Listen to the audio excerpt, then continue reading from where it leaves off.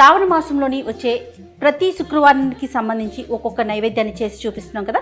అందులో భాగంగా ఈరోజు చింతపండు పులిహోర విత్ ఆవతో రమ్మగారు స్పెషల్ నైవేద్యాన్ని మనందరికీ చూపిస్తున్నారు. మరి ఇంకెందుకు ఆలస్యం, స్టార్ట్ చేసేద్దాం. నమస్తే రమ్మగారు. నమస్తే జయ. రమ్మగారు, పులిహోర నేను రివీల్ చేసేసాను, ఎందుకంటే నాకు ఇక్కడ అన్నం కనిపించింది, చింతపండు కనిపించింది. సో నైవేద్యంలో ఈ వీక్కి మనం పులిహోర చూపించబోతున్నాం. అంతే కదా. పులిహోర రకరకాలు చేసుకుంటాం కదా. అవును. అల్లం పచ్చిమిర్చి వేస్తారు కొంతమంది, తర్వాత నువ్వుల పులిహోర చేసుకుంటాం. ఆవు పెట్టిన పులిహోర బాగుంటుంది. ఓకే. అయితే ఇదేంటంటే మనం రెగ్యులర్గా తరచుగా చేయము, అప్పుడప్పుడు స్పెషల్గా చేసుకునేది కదా. ఎలాగో వర్షాకాలం, ఈ కాలంలో ఆవా ప్రయత్నం చేయొచ్చు, బాగుంటుంది. సాధారణ పులిహోర లాగానే అన్నం కాస్త విరవిరలాడేలాగా వండుకోవటం. నేను నా అలవాటు ఏంటంటే మొదట అన్నం వండేటప్పుడే ఒక స్పూన్ నూనె, ఒక చిటికెడు పసుపు వేస్తాను, ఇలా ఎల్లోగా చేసుకుంటా. ఓకే. ఇది ఒక అలవాటు, ఈజీగా ఉంటుంది. ఒకవేళ నిమ్మకాయ పులిహోర అనుకో, తిరగమాత పెట్టేయటం, నిమ్మరసం పిండియటం, రెడీ. ఈ ఎల్లో సరిపోతుంది. ఇప్పుడు చింతపండు పులిహోర చేసేటప్పుడు ఇంకొంచెం పసుపుగా చేసుకుంటాము. మీ అలవాటుని బట్టి వేసుకోవచ్చు, ఉప్పు వేయకుండా పసుపు వేసుకోవచ్చు. మూకుడు పెట్టు.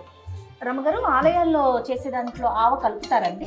సాధారణంగా మనం రెగ్యులర్గా మనం ఆలయాల్లో ప్రసాదం తీసుకుంటాం. అన్ని దేవాలయాల్లో కాదు, మామూలుగా పులిహోర పొడి అని ఒక పొడి చేస్తారు.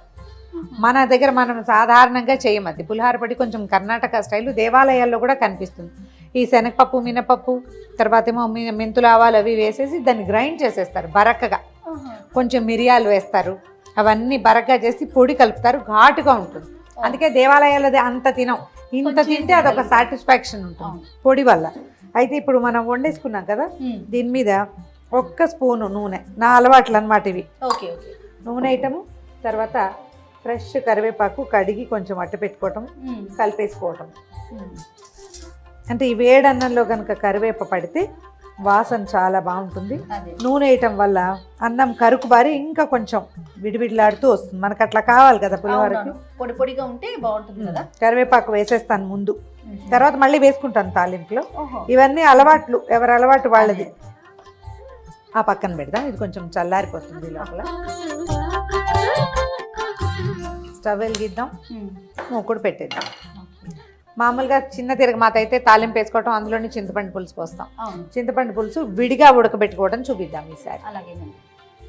దీన్ని చక్కగా మెత్తగా పిసికేసి రసం తీసి, 1/2 కిలో రైస్కి ఒక నిమ్మకాయ ఎంత చింతపండు సరిపోతుంది.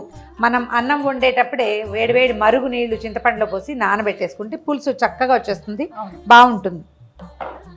కొంచెం ఒక్క 10 నిమిషాలు ముందు నానబెట్టుకున్నా చక్కగా వచ్చేస్తుంది. బియ్యంతో పాటే కుక్కర్ పెడతామా, అప్పుడే వేడి నీళ్ళు పెట్టడం, పోసేయటమే.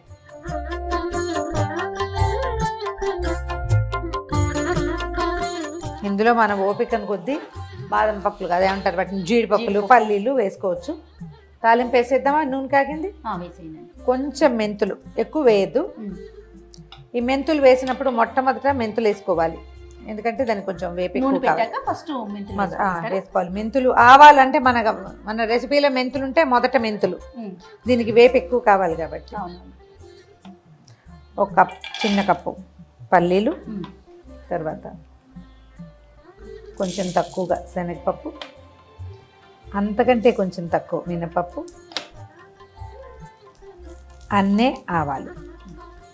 ఇవేంటంటే మనం ముందు వెనకగా వేసుకోవచ్చు, పులిహోరకి మాత్రం ఒకసారి వేసేస్తాం. మామూలుగా ఆవాలకు కూడా వేపు ఎక్కువ కావాలి, ఇన్ని పప్పులు ఉన్నాయి కాబట్టి వేసేస్తాం. వీటికి కూడా పల్లీలు కూడా వేపు ఎక్కువ కావాలి, ముదురు వేపు వస్తుంది. ఎండుమిర్చి వేసుకుందాము, మిరపకాయలప్పుడు ఎర్రగా ఉంటాయి అందుకోసం అన్నమాట.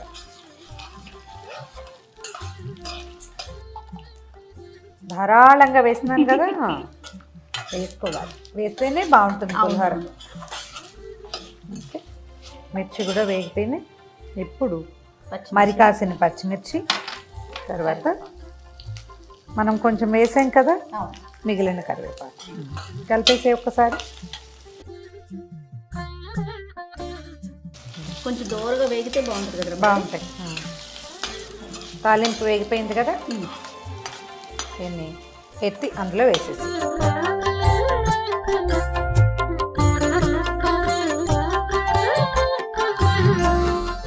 అన్నంతో పోపుని కవర్ చేసి కొంచెం తర్వాత మళ్ళీ కలుపుకుందాం, వాసన పోకుండా అన్నమాట. ఇవన్నీ టిప్స్ రమ్మ గారు. ఇవన్నీ అంటే పాతకాల పద్ధతులు, ఇళ్లలో పెద్దవాళ్ళు చెప్తారు. వాసన పోకుండా ఆ వాసన అంతా దానికే పట్టేలాగా అన్నమాట. ఓకే, బాగా పెట్టేసారా? Very good. ఇప్పుడు చాలు. ఇప్పుడు 1 స్పూను నూనె వేయండి. చింతపండు గుజ్జు పోసేసేయి అందులో. చాలు, ఎక్కువ ఉంచితే ఇసుకొస్తుంది. చింతపండు నూనెలో మగ్గిన చింతపండు రుచి వేరేగా ఉంటుందన్నమాట. ఇప్పుడు తాలింపులు కటకట్లాడుతూ వస్తాయి. ఒకవేళ ఇలా కాదు, ఇంకా స్పీడ్గా అయిపోవాలంటే పోపులోనే చింతపులుసు పోసేసి ఒక 5 నిమిషాలు మగ్గబెట్టి కలిపేసుకోవచ్చు. ఇప్పుడు నూనె కొంచెం విడిగా తేలింది కదా, తేలుతుంది. ఆ తేలేదాకా అట్టు పెట్టుకోవాలి. దీనికి సరిపడా ఉప్పు వేసేద్దాము. రమ్మగారు ఏంటో చెప్తున్నారు. పోపు ఒకసారి కదిపేసి పచ్చిమిర్చి ఏరి వేసేసే ఇందులో. ఓకే, నీకు కనపడతాయి కదా. అవునవును. ఎక్కడెక్కడ పచ్చిమిర్చి ఉన్నాయో అవి తీసి. ఇదిగో ఇది పెట్టు, ఇది చిన్నది పెట్టుకో. ఏం లేదు, పచ్చిమిర్చి తగ్గిపోతుంది అన్నమాట. కారం తగ్గిపోతుంది. అవును, చక్కగా మిరపకాయలు తినేస్తాం కూడా.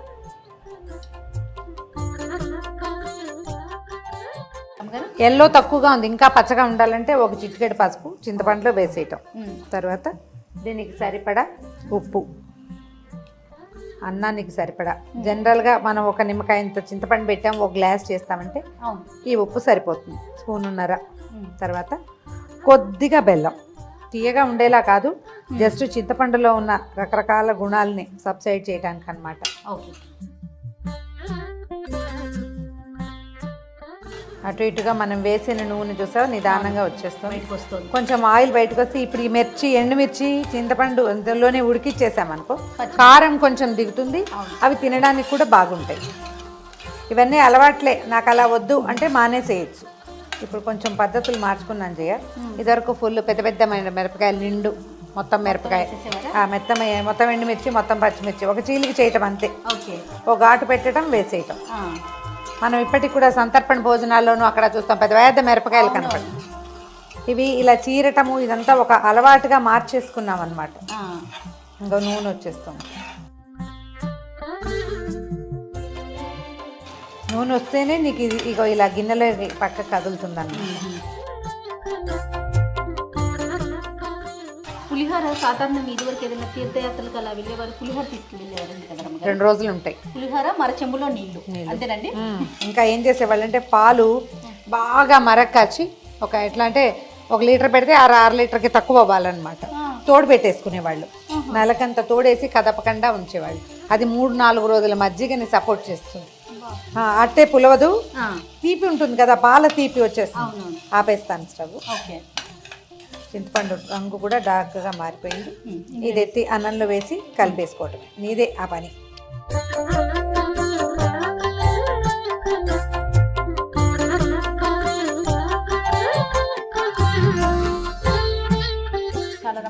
కలిసిపోయింది. మామూలుగా కొంచెం చల్లారింది కాబట్టి ఇంకొక నిమిషం ఆగి చేయి పెట్టి బాగా కలిపితే చక్కగా కలుస్తుంది. పులిహోరలో చేయి పెట్టినా పాడవుతుంది. పక్కకు పెట్టేసి దీన్ని మనం ఏమనుకున్నాము, ఆవు పెట్టే పులిహోర అనుకున్నాం కదా. అవునండి, దీనికేం లేదు, ఆవులకి ఫ్రిడ్జ్లో ఉన్న ఆవు పిండి వేయబోకండి. మనం ప్రసాదానికి చేస్తున్నాం కాబట్టి ఫ్రెష్గా ఆవు పిండి చేసుకుందాం. ఓకే, ఎలాగ రమ్మగారు? 2 స్పూన్ల ఆవాలు చిన్న మిక్సీ జార్లో వేసేయండి. లేకపోతే ఈజీ మెథడ్ ఏంటంటే రోట్లో. ఇది హాయ్ కదా.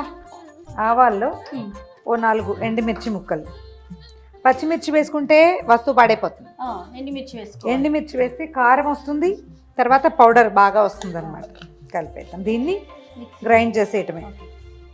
ఈ ఆవు పిండిని 1 స్పూన్నర అందులో వేసేసి కలిపేసేయటమే. ఇదేంటంటే 1 గంట ముందు చేసుకుంటే చక్కగా మనం నైవేద్యానికి చేసుకున్నాక కదా పూజ కూర్చుంటాము, మళ్ళీ మన అమ్మవారికి నివేదన పెట్టి మళ్ళీ మన టేబుల్ మీదకి వచ్చేసరికి పూర్తిగా ఊరిపోతుంది. 1 స్పూన్ పొడిని కలిపేద్దాం. ఇప్పుడు దీని రంగు, దీని టెక్స్చర్ కూడా మారుతాయి. కలిపేసి ఒకసారి వాసన కూడా భలే మారిపోయింది. వాసన మారిపోతుంది, ఆవాలు తగిలేసరికి వాసన మారిపోతుంది. నేనేమనుకున్నానంటే యాక్చువల్గా ఆవాలు కూడా వేయించాలేమో దూరగా అట్లా అనుకున్నానండి. ఆవ వేయితే వాసన వేరు, పచ్చి వాసన వేరు. అయితే దీంట్లో ఇంకొక మెథడ్ చేస్తారు, ఇది వరకు ఊళ్ళలో కూడా అలా చేస్తుండేవాళ్ళు.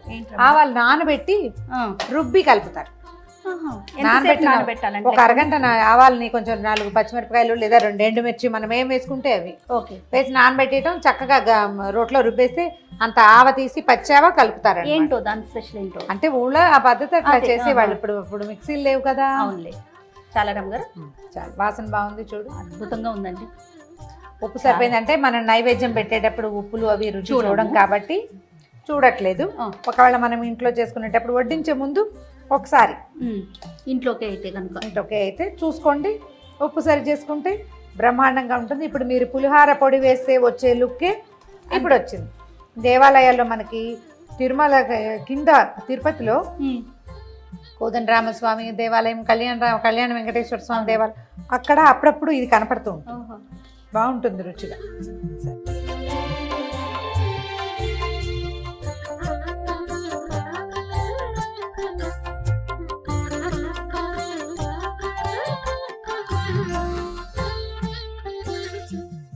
ఘుమఘుమలాడే ఆవు పెట్టిన పులిహోర రెడీ తయారుగా ఉంది. అమ్మవారికి నైవేద్యం పెట్టేసి తర్వాత ప్రసాదం పూజ చేసుకోవటం, నమస్కారం పెట్టేసి ప్రసాదం తీసుకోవటం నా చేతికి ఉంది.